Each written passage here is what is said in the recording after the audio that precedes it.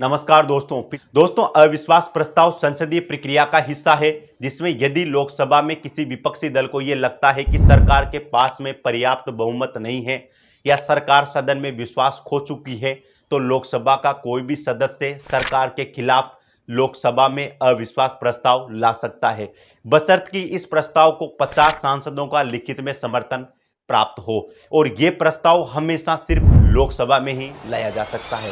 लोकसभा में अविश्वास प्रस्ताव को लाने के पीछे दो कारण हैं। पहला, लोकसभा में जितने भी सदस्य हैं उन्हें आम जनता ने डायरेक्ट चुन करके भेजा है। इसका दूसरा कारण है हमारे संविधान का आर्टिकल 75 जो कि कहता है कि केंद्र की मंत्रिपरिषद लोकसभा के प्रति उत्तरदायी होगी। यानी यदि सरकार को सदन में बहुमत प्राप्त नहीं है तो प्रधानमंत्री सहित सभी मंत्रियों को इस्तीफा देना होगा।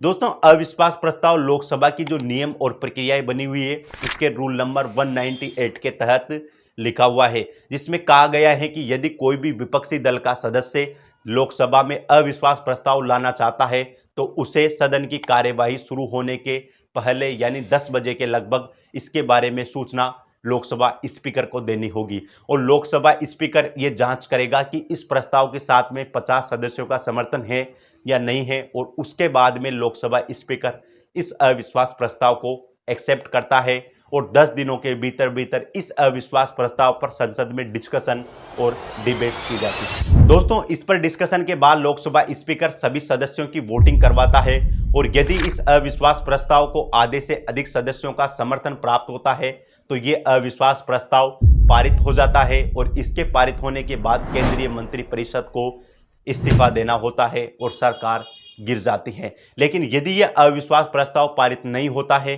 तो ये प्रस्ताव वहीं खारिज होता है और सरकार फिर से वापस पावर में रह सकती है। दोस्तों, अब हम बात करते हैं कि अविश्वास प्रस्ताव के पारित होने की कितनी पॉसिबिलिटी है।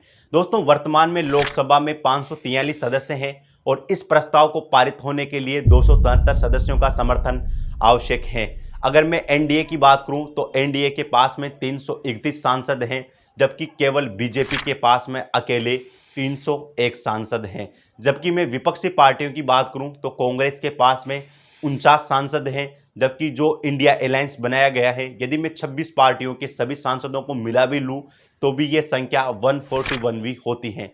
यानी यदि विपक्ष सारा मिलकर के नरेंद्र मोदी सरकार के खिलाफ भी वोटिंग करता है तो भी उनके पास में 141 सदस्यों का ही समर्थन प्राप्त है, जबकि अविश्वास प्रस्ताव को पारित होने के लिए 273 सदस्यों का समर्थन होना चाहिए। इसलिए यहाँ पर ये क्लियरली दिख रहा है कि यह अविश्वास प्रस्ताव सदन में पारित नहीं होगा।